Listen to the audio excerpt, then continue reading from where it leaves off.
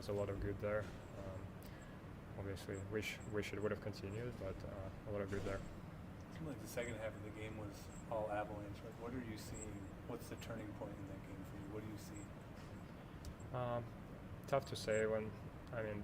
Boston, when they started the big lead, they kind of tried to stay back, and we had nothing to lose pretty much, so started playing well and got the second one.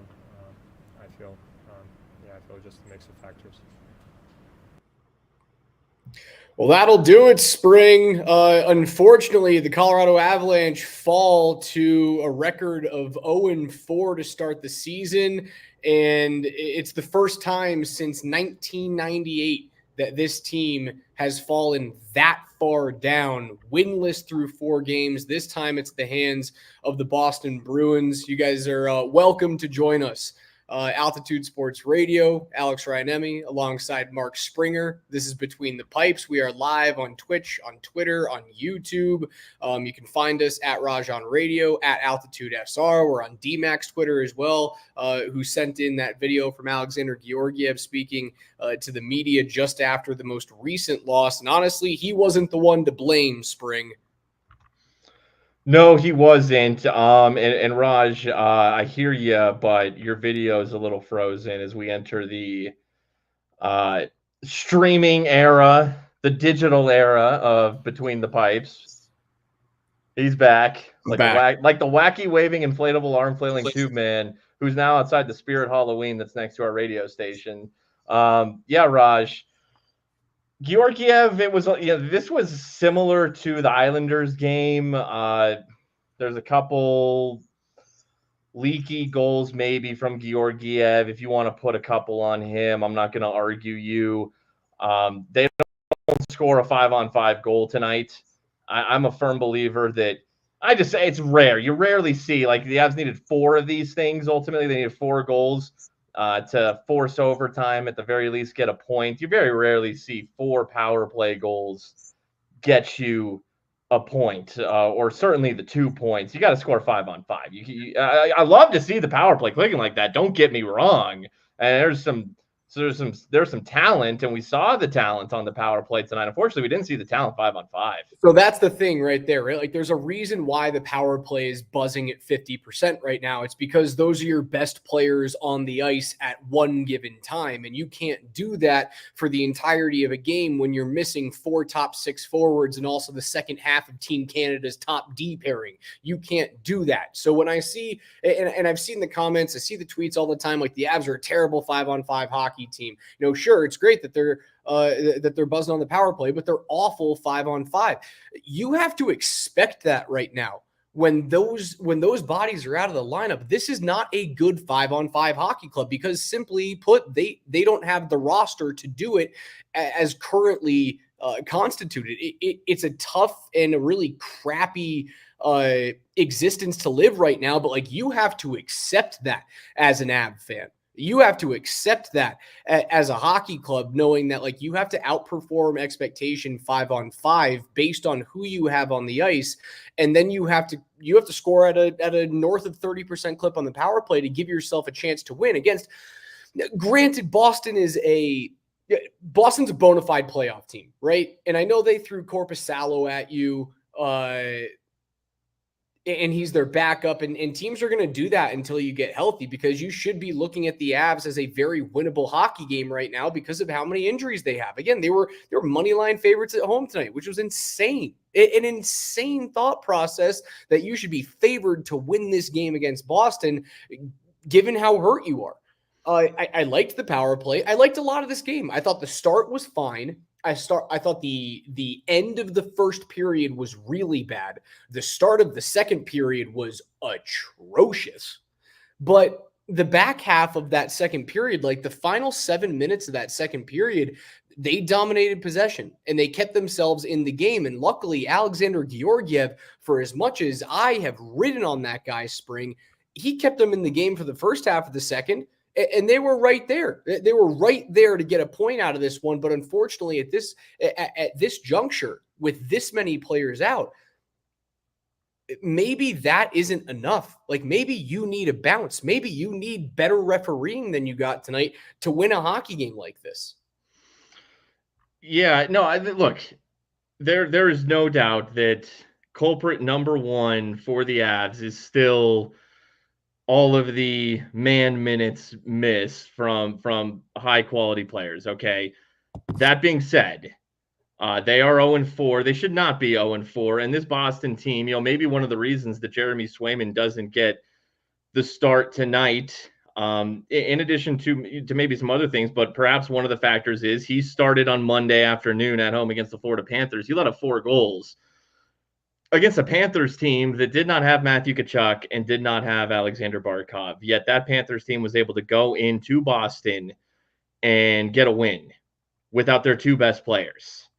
Do you catch the theme there that I'm hinting at? That, how different is Colorado and Florida? Really, they are 2 of the last 3 Stanley Cup champions. Colorado still has a lot of dudes in their prime from that Cup team, especially in terms of the stars. And like I said, they're in their prime. So this is still a window where, much like Florida has picked up 2 straight wins. They went into Columbus and won the other night too, still without Tkachuk and Barkov. I'm just, you see that team, just for example, able to get 4 points in 2 straight games without their 2 best players. Yeah, without their 2 best players, but Spring, add up the money. We're not. I get it, but the frustration, because we can't just sit here and explain it all away due to is that a huge reason? I concede it is the number one reason. You should still be able to have a point, a result of a point. They should at least be 0-3-1. They are 0-4-0. They tried everything tonight, though. They really did. And it sucks that now, in addition to those 3, it's Drouin and it's Taves. And now Miles Wood goes down in this game. Kovalenko gets cross-checked late. I want to talk about those 2 non-calls in this show. Yeah, we can.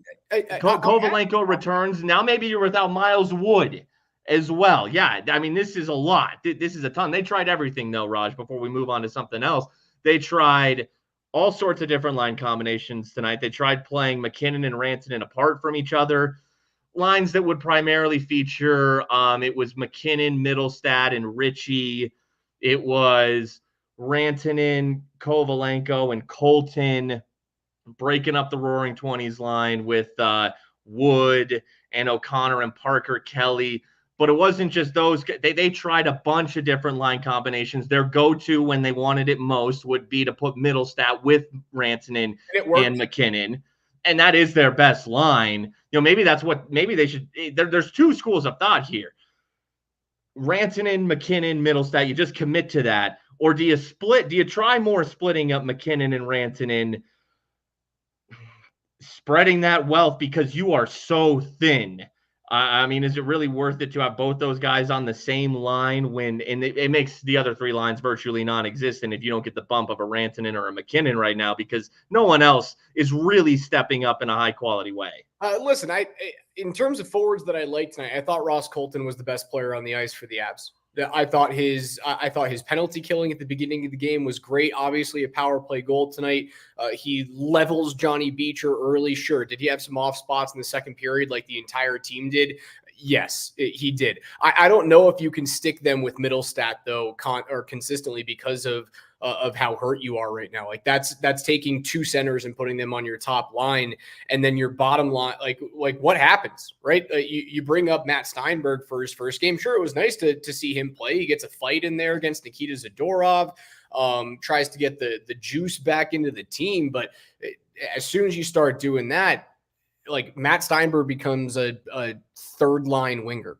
And what we saw tonight at the beginning of the game was like Logan O'Connor is playing 1st line minutes to start the game. And I understand, I think you used the term explaining it away. Unfortunately, I have to lean on that. Like when you're looking at where these guys are placed on the lineup, any other team that would be doing this right now, if you looked at that roster and expanded it over 82 games, they're not a playoff team. They're not. And as a result, I say this all the time on the midday show, Spring, goalposts are meant to be moved during the regular season. I don't think your goalpost for the Avalanche at the end of the year should change. Right now, it's cup or bust. Like, it's get to the Western Conference Final and make a run, or it's a failure of a season. You can still have that goal for the end of the year because we're expecting guys to come back. But right now, with who's on the ice, your expectation cannot be you should hope to beat Boston. You shouldn't expect to beat them at home. I think when you go up against Anaheim, that's like even playing field right now. You have the higher end talent, but like the rosters, the way that they're constructed right now, they're kind of the same team. San Jose should be a win that you have like guaranteed on the schedule. So if you're 2-4 at the end of that, are we still that upset? At this point, it's just about getting points right now. It's just about getting wins and getting into overtime so that you stay afloat until these guys get back. And Ashish goes, yike. And I'll show it here. He goes, yike, the lack of organizational depth is finally getting exposed. Oh my God. That's such a frustrating comment because of the amount of players that are out. Organizational depth means something when you're missing a guy or two guys or three guys. At some point when you're missing 6 players from your lineup and then other guys go out during the middle of the game, I get your frustration, Ashish.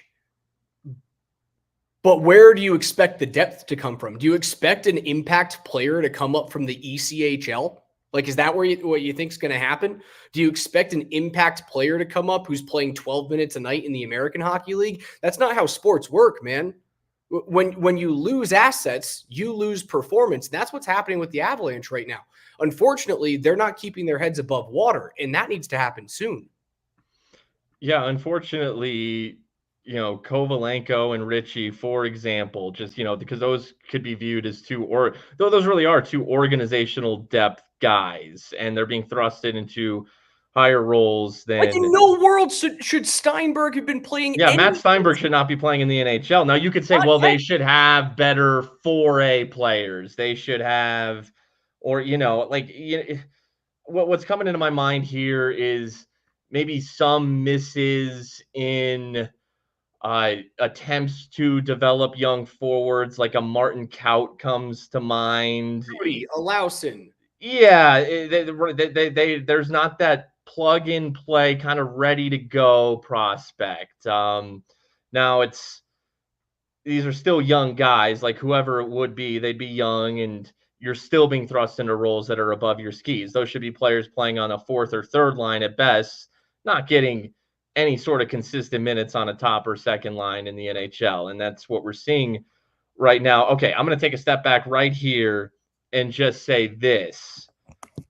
And look, hey, if the Avs would have pulled this win out tonight, that would have been a very nice win over a very solid Bruins team that is relatively healthy, that is a playoff team in the Eastern Conference. It would have made me forget. Honestly, it would have made me forget about the first 3 games.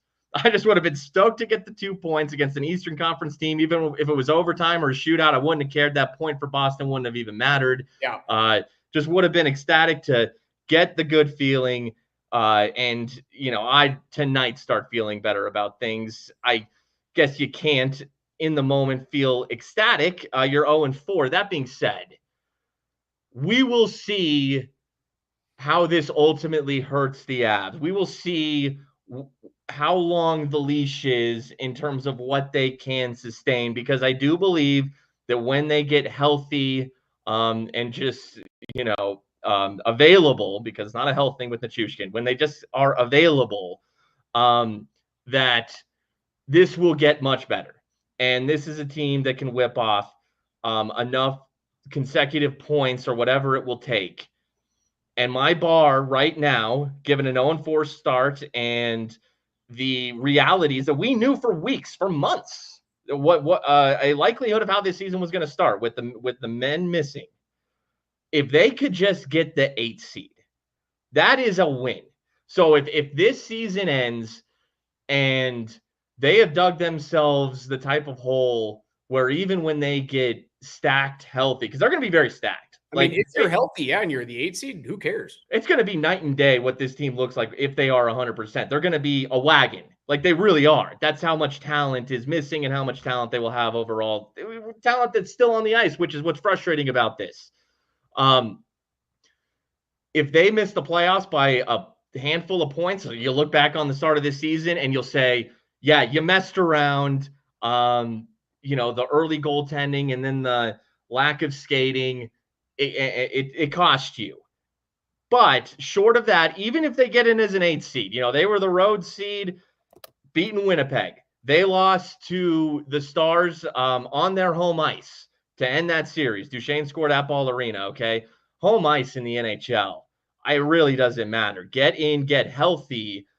So it is a lot of wait and see. But that's, to me, the season is a success, given all of the caveats. The season is a success if you are largely healthy going into the playoffs, even as an 8th seed. I find myself completely agreeing with you, Spring. And Tyler on Twitter says, remember the 2019 Blues. Absolutely. They've crossed my mind. That's spot on. That Blues team has crossed my mind a few times. They got the Avs are 0-4. I'm thinking of all the examples of rising from the ashes. They got healthy. They got a hot goaltender in Jordan Binnington to come up and make his debut and run them to a cup. And Edmonton, while they did make a change at head coach, they started getting healthy and started clicking early last year. So I suppose that, is 12 games the panic point? That's my question to a lot of people out there, is is it 4 games? Is it 6 games? Is it 12 games? Because I see the text messages coming in, is it time to start talking about Bedsy? I don't think it is yet. No. But you do have to find a way to get back. And these are 2 very winnable games. Anaheim is not a good team. Anaheim should be picking top 5 this year. San Jose is the worst hockey team in the National Hockey League this year. That should be a win. And what I said in the last show was if you want to get back to 500, you have to win a game you're not supposed to. And tonight was a game that you were not supposed to win, right? It's exactly what it was. Now the games that you're not supposed to win become at Seattle, at Utah, and home against Tampa Bay. To get back to 500, by the time the Tampa Bay game ends, you have to win 2 of those 3, and then you have to take care of business against bad hockey clubs: San Jose, Anaheim, Chicago, and it depends what you think of Ottawa right now. So if you add Ottawa in there, that's 4 wins. Give them a loss, at least a loss against either Seattle, Utah, or Nashville, and that's 5 losses and 4 wins. And then it's up to you what you do with the next 2 games, right? There is a pathway back to 500, and Bednar needs to get them close to it. If this continues to slide, then the questions become valid. I don't think they're valid yet, but he's got to get them to start treading water until these bodies come back. If they tread water and then everyone comes back and they're still crap, then the alarm bells go off. But he's built up enough goodwill, not only in this organization, but within the league, that I think it would be a hasty, and quite honestly, it would be a dumb, childish decision to fire him right now. I don't anticipate, Joe Sakic and the Cronkies doing that right now. I think he's got a long leash and he should. Oh, yeah, no. It's asinine, actually. It would be an awful mistake to fire Jared Bednar. And no, he gets a very long leash this season because of all the people that are out of the lineup right now. And man, they're struggling defensively in terms of, in addition to the goaltending as well. The defense that a Valeri Nichushkin would provide right now. Let's be honest. Nathan McKinnon, Mikko Rantanen, even Casey Middlestat, they're not the best defenders. They're really not. When it comes, look, Nate will surprise you. He'll have a good little back check here and there. It's unfortunate that the offense 5-on-5 wasn't great, but that's what they're built for, even though it wasn't great tonight. It's Nichushkin, it's Lehkonen, who really do that dirty work defensively and then also provide the two-way ability on the other end. I like O'Connor and Wood and Colton, but they're not on Nichushkin or Lehkonen's level. It's a completely different animal. So, you let Jared Bednar try to figure some things out right now. And then you see what happens when everyone comes back. Now, the tricky thing is, and we see this tonight with Miles Wood going out, and Drouin's already out, and Taves is out. Lehkonen comes back, Nichushkin comes back. I think it will help tenfold no matter what. But they got to keep guys in the lineup. This team, for whatever reason, there is a way of, one after another of guys just going in and out of the lineup. Tonight, it's Miles Wood. So my fear is they get Nichushkin, they get Lehkonen back, and then boom, I'm not even going to name a name, but something else happens. That you can't predict that. You can't account for that, but you just hope, cross your fingers, you avoid that. If everyone's healthy, they will get things going. They will. We'll see how long of a leash they have. The Oilers had a pretty damn long one last year.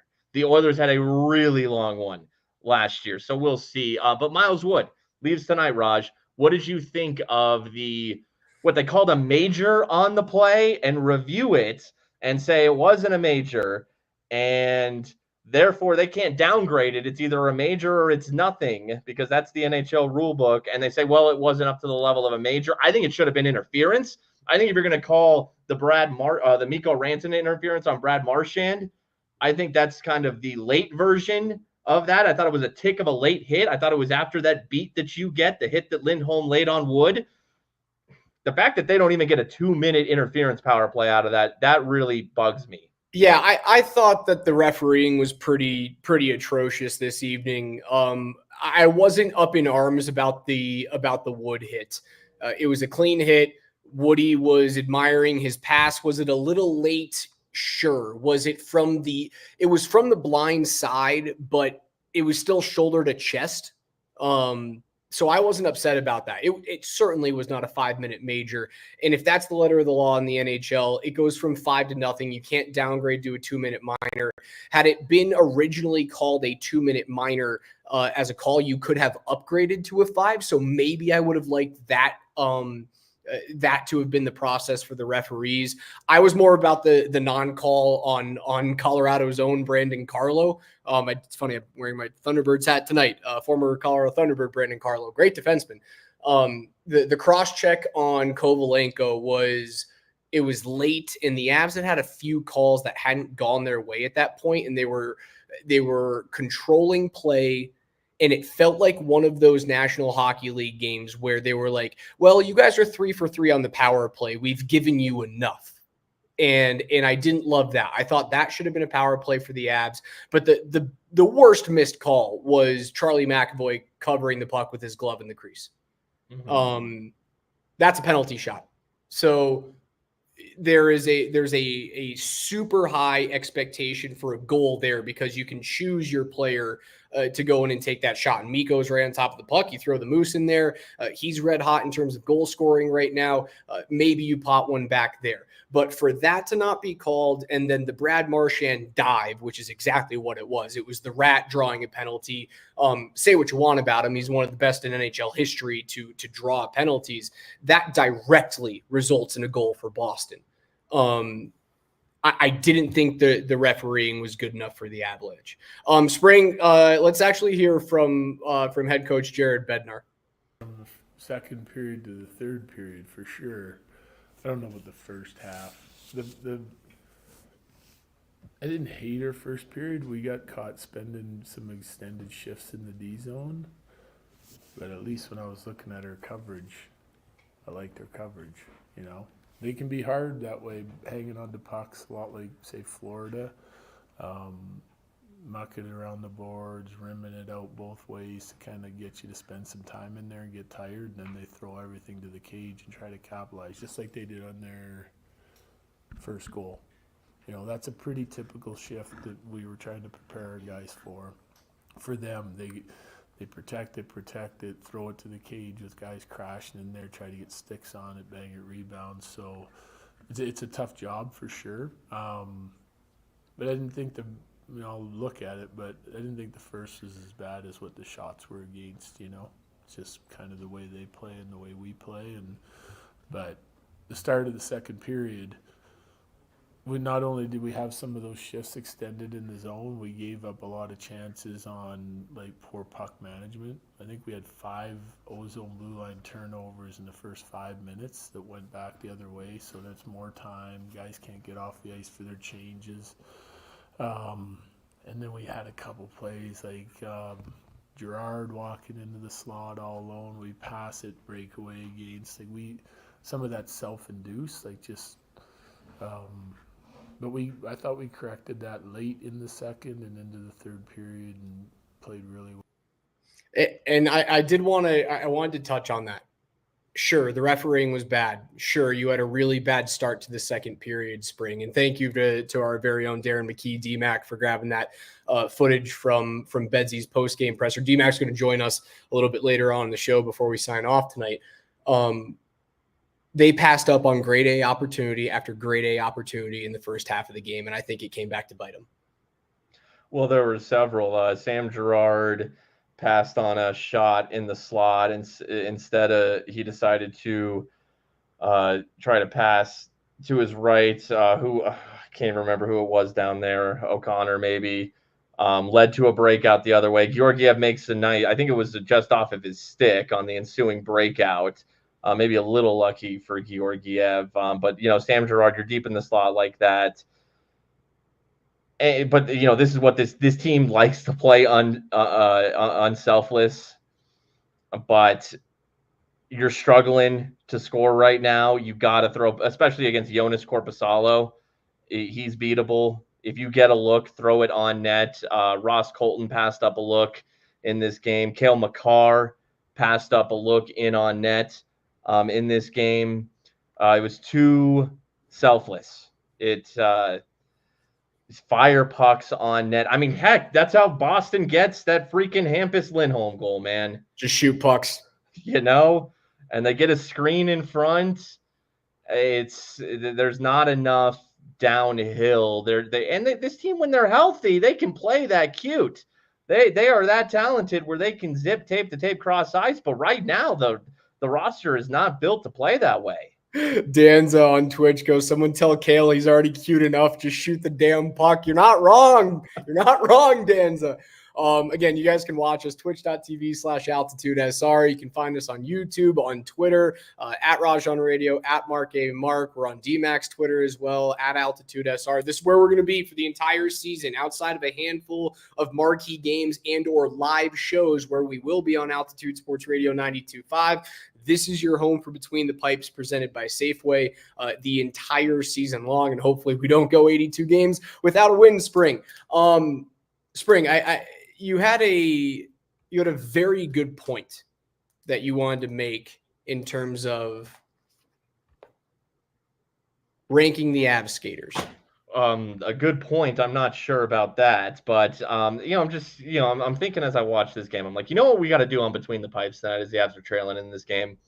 Let's just rank the forwards. Let's just power rank the forwards in order to give us a sense, like say it out loud, talk about the players, talk about what we're dealing with here.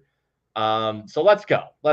And we'll notice a theme quickly. It won't take long, because let's start our power rankings, Raj. It's easy. The number one forward on the Avs is Nathan McKinnon. The number 2 forward on the Avs is Mikko Rantanen. Yes. Okay, now it starts to get a little interesting. I would say the consensus at 3, though, it's probably pretty easy. Casey Middlestat. Casey Middlestat is the 3rd best forward on the team. Logan O'Connor is the 4th best forward on the team. I would argue Ross Colton 4. I thought I said Ross Colton. Did I miss him? Did you say O'Connor 4, or you said Colton 4, O'Connor 5. Okay, gotcha. Right down. That's what I have. Okay, and see, so I would go Colton 4. You're going O'Connor 5. Miles Wood or O'Connor? You're choosing O'Connor over Wood. O'Connor over Wood all day. Okay, why is that? He's a more effective player. He's got more sure hands. Wood, while he moves, doesn't do much with the puck. You saw it tonight. Didn't know he was on a 2-on-0. Had no idea. Had no clue. Okay. Clue. For $2.5 million, I'd take Ross Colton over Miles Wood any day of the week. Way better. Logan O'Connor, I haven't noticed him much this year. I can't think of one play he's really made where I was like, oh, damn, OC. Now, these are his first. Did he score? Has he scored? We don't play the California song anymore. We got to get that up on the Twitter feed now. We'll find a way to get that audio. He hasn't scored. I don't think so. He hasn't done it. I can't think of one. I can think of several Miles Wood plays. I agree. Spring, we're going to get D-Mac in here. D-Mac's live from Ball Arena. D-Mac, what's up, dude? Darren, can you hear us? D-Mac. Guys, I don't know if you can see me or if you're talking to me. I'm having some technical difficulties here, so I apologize for that. So I'll just talk for a second, and then I'll just sign off. Oh, there you go. Hey, there you go, Raj. We can see and hear you. We're here. Oh, okay. All right, we're good. Hey, the Ball Arena Wi-Fi came through. How about that? It worked. Well, what's up, fellas? How you doing? I'd be better if there was a win under the belt. Is it depressing to watch on TV? Oh, very much so. Well, was it depressing in the arena? Yeah. Well, D-Mac, okay. I felt this on TV tonight. The Avs, they get the third power play goal. The arena's buzzing a little bit. Maybe the Steinberg hit kind of lifts, and the Steinberg fight kind of lifts them a little bit. They get 2 power play goals after that. But this is how it felt watching on TV, D-Mac. After the Elias Lindholm hit on Miles Wood, then they go to commercial break. They come back. They announce that there's no penalty or power play at all. From that moment forward, I felt the energy suck out of the arena, even on TV. Yeah, because everybody thought there was going to be a 5-minute major. I mean, you're like, oh, okay, here we go. Like, I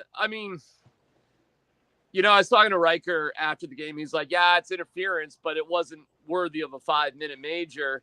And they can't review things for interference just for penalties. They're reviewing it just for one thing. That's what Riker said. So I was like, oh, well, okay. But I think that's a good observation, Spring. Like, everybody in the building thought we're about to be on the power play for a chunk of time. Like, hey, is this dude going to get thrown out of the game? And instead it's like, hey, nothing to see here.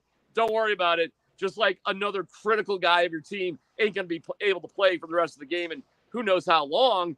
And you just look around and you're like, whoa, like who's going to score a goal? Who's going to do anything here? I mean, how many different positions did Ross Colton play? I think he was like selling popcorn at one point. I mean, it's weird, guys. And you know what? Georgie played all right. He played okay. It's all right. He kept in the hockey game in the beginning of the second period, and honestly, he didn't. We played your post game scrum with him to start off the show, and honestly, I liked how he sounded. It wasn't like down in the dumps. I was expecting him to be there. We heard from Jared Bednar. What was the general feeling in the locker room? Is it like someone kicked my dog, or like we think we're kind of getting there, but we just have a mountain to climb that like no one honestly in the rest of the NHL is climbing over? Well, first of all, it's quiet. There's no music or anything playing. They lost, obviously. Josh Manson was good enough to take a few questions. And after talking to Josh for about 90 seconds, the room was empty. No joke. Maybe 90 seconds. The room was empty. The media had to request that Georgiev come back in. He was good enough to do it. And in defense of the team, there were guys around. I mean, you could have asked somebody else. It didn't have to all be Josh Manson. But you want to talk about the mood. The mood is what happens when you lose. It empties out. It's very quiet. And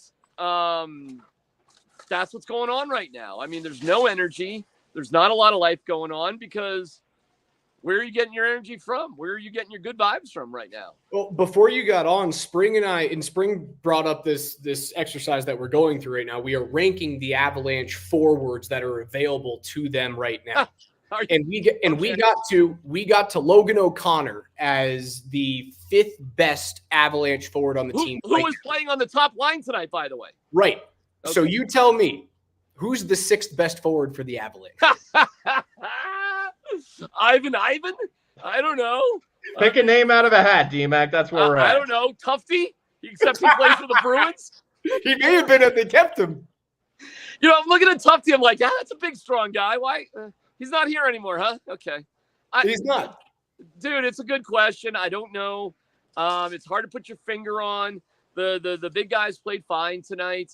The Columbus game was, that was bad because of Georgie, and the Islanders game was horrible because of everybody, and this wasn't really that bad. The Bruins are a pretty good team, obviously.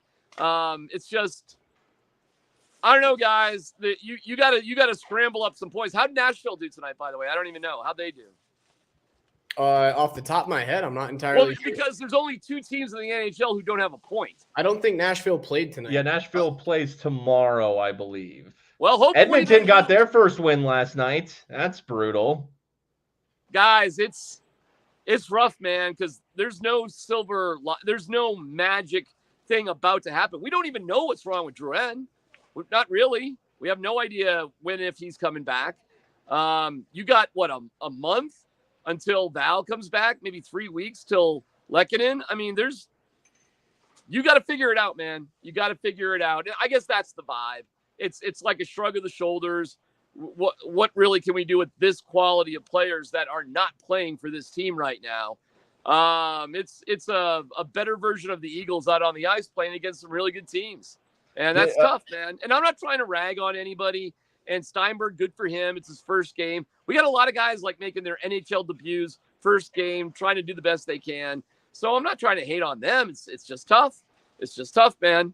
And maybe a little research here. When was the last time the Avs got 0 points in 3 straight home games? 3 straight home games. I'm not sure. I know the last time that they finished or started a season off 0-4 was 1998. So we're having the worst start of an Avs season since 1998, guys. I mean, that's okay. That's tough. I mean, that's kind of the vibe here tonight. It's a bummer, man. I wish I had better news to report. And loads of annoying friggin' chowderheads in attendance, of course, which you got to give credit to those. And I'm from Massachusetts. Boo. I know people from Massachusetts. I get it. I know exactly what they're like. I'm one of them.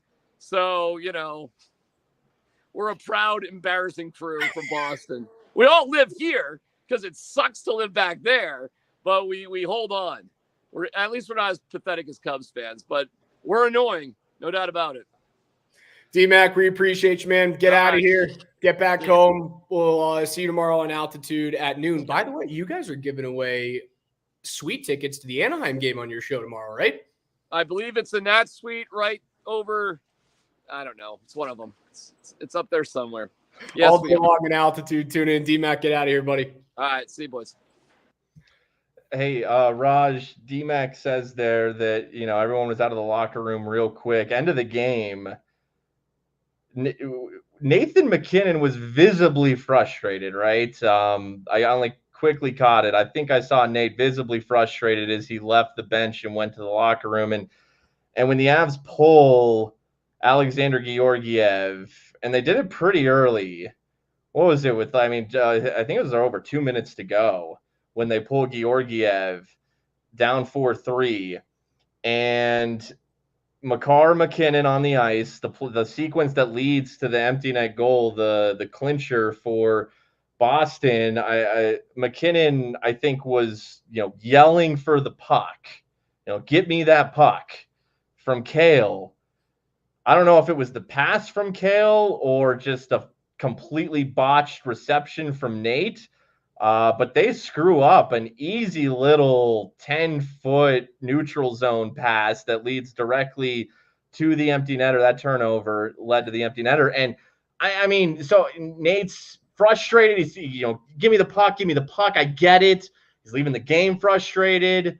We've seen the looks on his face on the bench throughout the season. Maybe another little fumble from Makar there. I don't know who was to blame on that little pass, but from Nate's frustration, really mostly there, is that what we want? Do we want that from Nate right now? Do we want that level of intensity and frustration? Is that a good tone to set, or is that getting in people's heads? I mean, I want him to change nothing. But he's not the problem right now. Sure, he's had a couple of bad spots. Like everyone on this team has had a few bad spots, right? Game 1, Nate was arguably responsible for 2 goals against in that game. But I don't want that guy to change any piece of his makeup. Like I want this to be unacceptable in his eyes, regardless of what players are at his disposal or his team's disposal. I want that to happen because I think that it does. It starts to build a culture in that room of, hey, even when we get the guys back, the crap that we went through at the beginning of the season will not fly when we get those guys back. You can't just throw up your hands and go, well, you know what? I've got Matt Steinberg on my right side and Logan O'Connor on my left side instead of Jonathan Drouin and Mikko Rantanen and kind of look up at the sky. I guess I can do that, right? Like it's our job to do stuff like that. But as a hockey player, you kind of have to just like run through that wall. And Nate's not built to knuckle under and act like someone kicked his puppy. I want him to be like that. So yeah, I'm cool with him shattering sticks over the boards and being upset. Maybe it was dirty ice tonight. And maybe it was just the fact that like humans, even though these guys are mutant versions of humans make mistakes and guys overhandle or mishandle pucks every now and again, even when they are the MVP or the leading candidate to win the Norris Trophy. Hey, I saw the coach, Mike Sanford, pop up in the chat.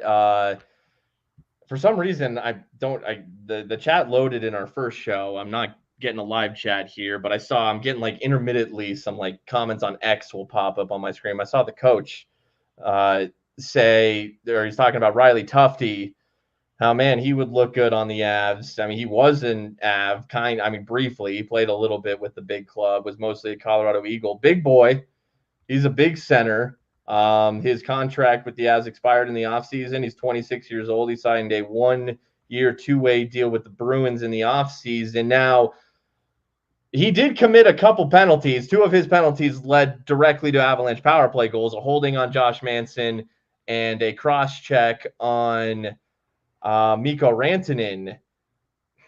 Does Tufte make a difference, Raj? He played 6 minutes and 30 seconds for the team that won tonight. Is he a far cry from Parker Kelly and Matt Steinberg? I mean, at this point right now, he would be a top 6 player for the Avs. But like when they're healthy, no, he's not. He's not a member of this team. Of course. Well, I'm saying right now, like when they're desperate and they could even use a Riley freaking Tufte. Spring, he'd play 18 minutes for you tonight if he was healthy. That's incredible that Tufte played 18 minutes for Boston tonight. No. I said if he was an Av, he would have played 18. Oh, he would have. Yeah. What did you say? Oh, he played 654 for Boston. Yeah, he played. So he barely did. Yeah, he committed 2 penalties. Big boy though. But that brings us back to our ranking of the forwards, Raj. You get past. I mean, say we can debate O'Connor, Wood, 5, 6. When you get to 7, who's number 7? It's O'Connor. Okay, that's fine. He hasn't done much this year. Miles Wood, he's shown the speed a little bit in the first few games. OC's got to get going. I think I would put Nikolai Kovalenko as number 7. I probably would too, with Richie at 8. I mean, those two Richie had the nice sequence for the goal he scored. The first goal the first goal of the night in the Islanders game, but has largely been ghosty outside of a moment like that. I think, I would go Kovalenko above Richie. He's scrappy. He's trying. But he, for the Arturi Lehkonen comparisons, I mean, that's what I see when I see Kovalenko, but that's an extremely raw version of Lehkonen. When Kovalenko gets the puck in tight areas, it's, it looks like an inexperienced NHL player. But yeah, I'd go Kovalenko above Richie. So who's 10? And Doc says it on Twitter. He goes, "Wow, we're grasping at straws here." Is 10 Joel Kiviranta? I agree. 10 is Kiviranta right now. 11 is Parker Kelly, and 12 is Ivan. I'd lean Ivan over Parker Kelly. Ivan hit that crossbar in that Knights game. Hasn't done a whole lot since. Dude, Parker Kelly hasn't done much of anything. It's I think Kiwi ranks it at 10 because I think he's more versatile than any of those guys, and he's shown that he can actually play solid playoff minutes for you as a 4th liner when the team is like relatively healthy. You know who this team misses? When I think about this, going through all the forwards, all the lines, man, they miss an Andrew Cogliano. Him retiring.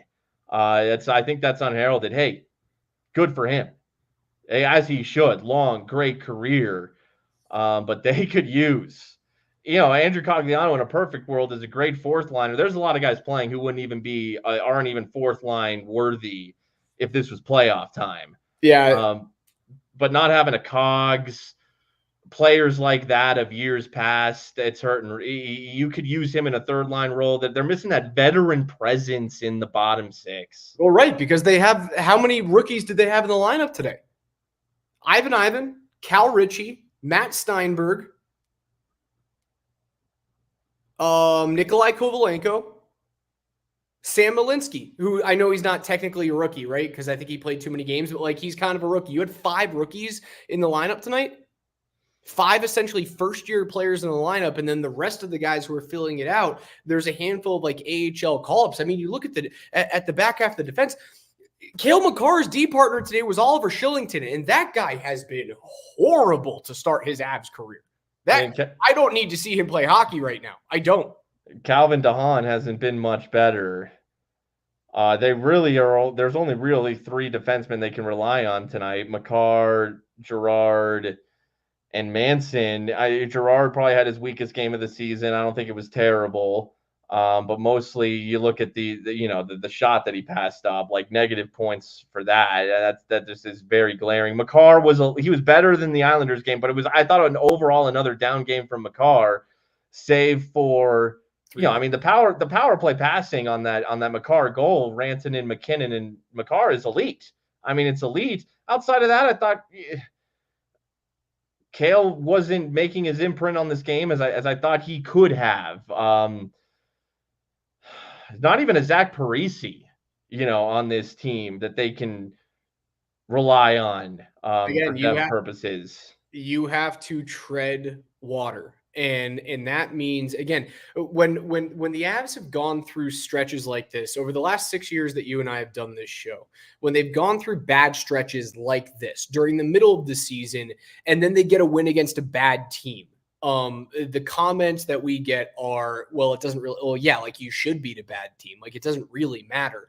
I hope that fans don't have that reaction to games against Anaheim and San Jose because of how vital they have now become, right? Like losing against Boston tonight feels bad, but you should not have won that game. Like Boston's a way better team in terms of like who they have available to them. But because you need to tread water, you should not take an Anaheim or a San Jose win for granted. Does it mean that the Avs are like getting back to what they need to be? I don't necessarily think it will be, but those 4 points they're everything right now so that you don't fall completely behind the pack. You just need to stay within heel nipping distance until Lecky and Val and Taves and Drouin get back into this lineup. And nipping distance is a couple of games under 500, right? I talked to you, I said earlier on in the program what the path is to 500. And it's stealing a game on the road at Seattle or at Utah, and then it's taking care of Chicago, Anaheim, San Jose, and Ottawa. You take care of those 4 games and you win a game you shouldn't on the road, you have 5 wins and 5 losses going into the Tampa Bay game. And if that's the case, I'm over the moon ecstatic. Look, Anaheim coming up on Friday night. That is a very similar team to Columbus that came into Ball Arena and won. Like there is some young talent on that team, young like Columbus. Leo Carnes, but it's there.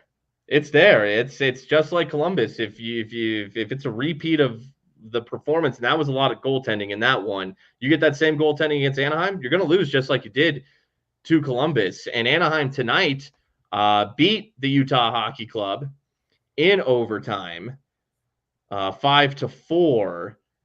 Anaheim is 2-1 on the season. They're over 500. And the San Jose Sharks, after that, I don't know if you saw last night, they went into Dallas, took that team to overtime. Dallas is one of, if not the best hockey team so far this season.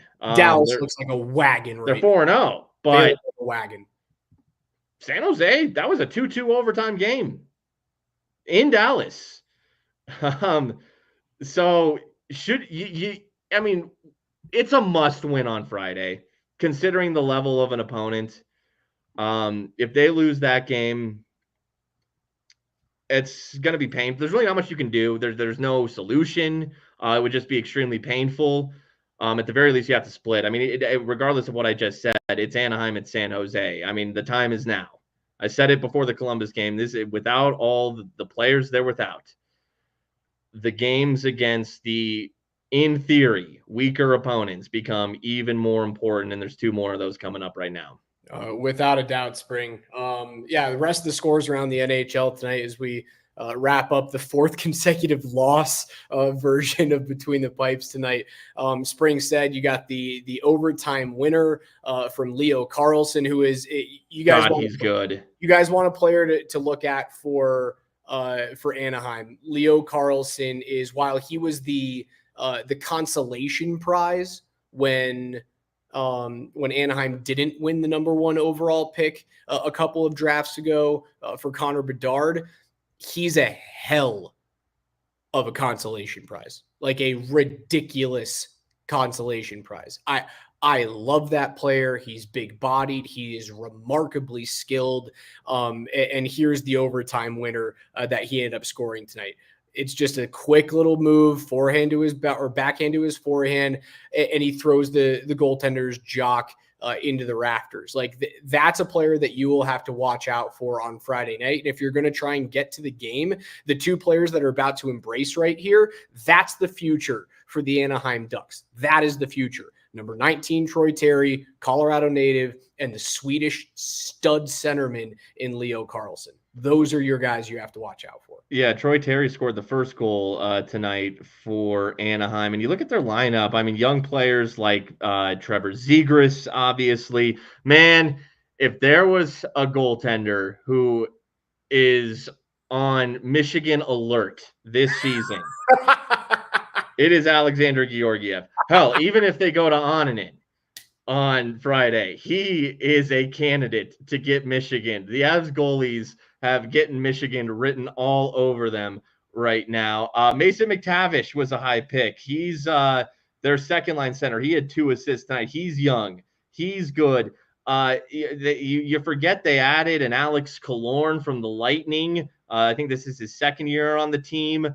Frank Vetrano, he had a great all-star game because the Ducks, you got to have an all-star representative, and the Ducks are bad. He was their all-star representative. I think he scored a couple games or a couple goals in that all-star game, and he's a solid veteran. Cam Fowler, defensively, I'm telling you what, man, it's every bit, if not maybe even a touch more dangerous than Columbus. They're sneaky young talent on the Anaheim Ducks. It depends what you think about Lukas Dostal, who's their goaltender right now. Again, if John Gibson gets healthy, I want the Avs to be calling Pat Verbeek, who's the GM, nonstop right now. Like as often as you can call Pat Verbeek, that desperately needs to happen. Desperately needs to happen.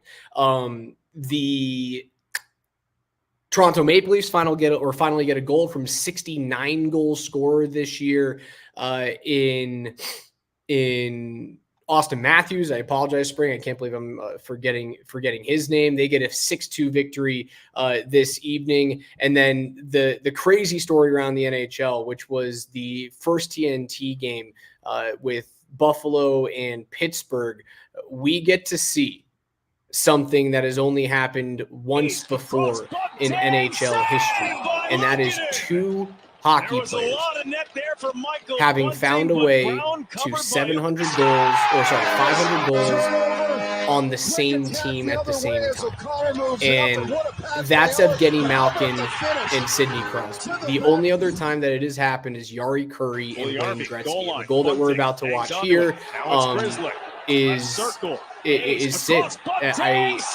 His pass on the give and go to Evgeny Malkin was sensational. I'm trying to find it here on the replay. It was the second goal of the game for Pittsburgh on the power play. I'll eventually find it, but Gino ends up sliding down. It's an amazing play to tie this game at 3.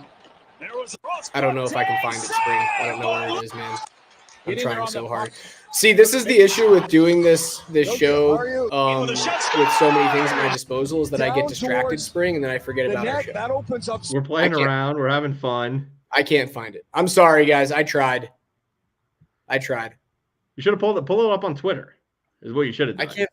I can't find it. We'll do it next time. I'm gonna try and get this to you guys. That was great, like, it made for the game started a little later tonight. That's a freaking 5-5 overtime game, and it was already a relatively late start. Bowen Byram had a couple assists for Buffalo in that game. That's a great win, especially considering the milestone that Malkin hit tonight. It was a fun goal that Malkin scored. What was he like on his ass? I was trying to find it for you guys. I couldn't find it. He was on his ass. Malkin scored it on his ass. Yeah, and then Sid gets a power play goal in overtime, and like that's how Pittsburgh's going to win the game. When Evgeny Malkin goes off for 11 points in his first 6 games, that's what's going to happen. It's amazing how I forget how to speak when I'm trying to figure out like different techie things. I promise, Spring, and I promise you guys who are listening, by games 5 or 6 this year, we're going to be zipping in highlights left, right, and center. I promise. Oh, it's going to be a well-oiled machine. You better believe it.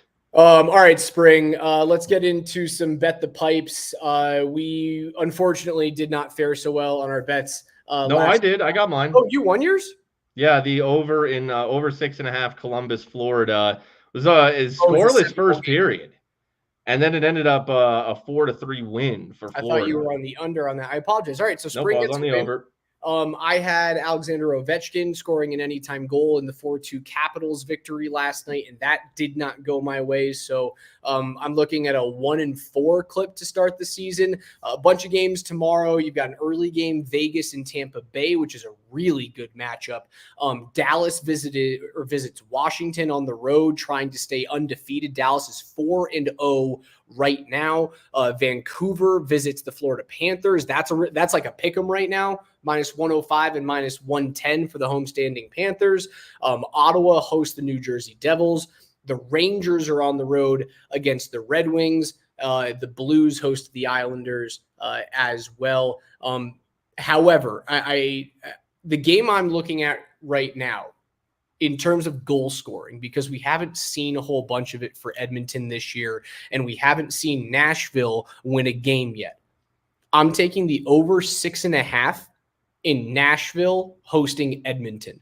This is a 1-3 Edmonton team on the road coming off of their first victory that still doesn't have a lot of production from Leon Draisaitl and Connor McDavid, and an 0-3 Predators team that is going to be gripping, and they're also going to be in a raucous building at Bridgestone. Give me the over 6.5. There's going to be a lot of goals scored in that game. -105 is the bet. All right. This is an exhibition in how to get +114 right here. I'm going to take the Columbus Blue Jackets tomorrow night +1.5 at -245. They are at home against the Buffalo Sabres, who played tonight, allowed 6 goals in an overtime loss. They will then get on a plane from Pittsburgh and go to Columbus. So second night of a back-to-back for Buffalo. Columbus so close.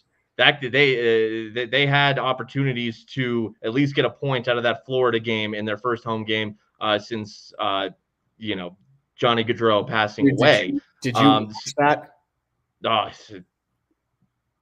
Sean Monahan scoring. Gaudreau's very good friend who went to Columbus to play with Johnny. That's brutal. I didn't think I could cry more over that, and then I saw the clip of them starting the game with left wing vacated and then running the clock for 13 seconds. And I was a puddle. It's an impossibly heavy moment, and they knocked it out of the park. Like there's nothing that you can do that's going to adequately fill that gap, fill that void left by a player like John. Columbus was sensational in what they did. And if you guys haven't seen it yet and you need a damn good cry, go over to the CBJ Twitter and just scroll the timeline for an hour. It's amazing. So I will take Columbus +1.5 there. As Castellanos hits a drive deep to left. Look, man, was unbelievable. It's about the pipes. That's the segment. That was my favorite thing you've ever done. I mean, there was no transitioning out of that was going to be great. Oh, man. And I'm going to parlay that with the Blackhawks money line. The fighting Connor Bedard's at minus 192 at home against the San Jose Sharks. I think Chicago's going to flirt with a little something this year. I think no Celebrini. He's on IR. It would have been the last two first overall picks going head-to-head, but it'll just be Bedard in this game. I think at home, the Blackhawks get that win, parlay them plus 114. All right, those are your bets. Spring is hotter than I am. I'm ice cold on yours, so I can't remember who it was last game in the comments that said we're fading Raj. I would continue to fade me until I find a way to get hot. Guys, I'm ice cold. I'm ice cold. It's not going to stop me from sending you guys my bets, but I am ice cold. But that's going to do it for us. Spring, it's late. Let's get to bed.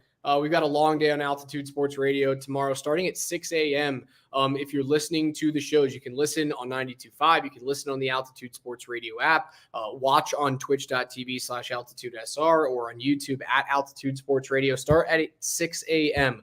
We're going to be giving away hourly keywords said by your favorite Avalanche players. And you will then text that keyword in to 303-504-0925, and you'll automatically be entered for a chance to win a 4-pack of sweet tickets to Friday night's Avs Ducks games. You'll have a chance to win it at 6 a.m. with Brett.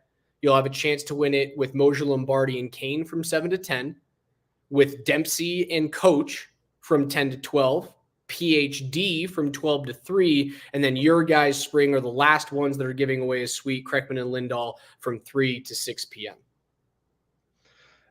And it's a Friday night at Ball Arena. You'll be sitting in a suite, and it is a must-win game. And you'll get to see some good young talent with the Ducks, and you'll get to see what I assume will be some desperate superstars in Nathan McKinnon, Mikko Rantanen, and Cale Makar. All right, that's going to do it. Spring, go to bed.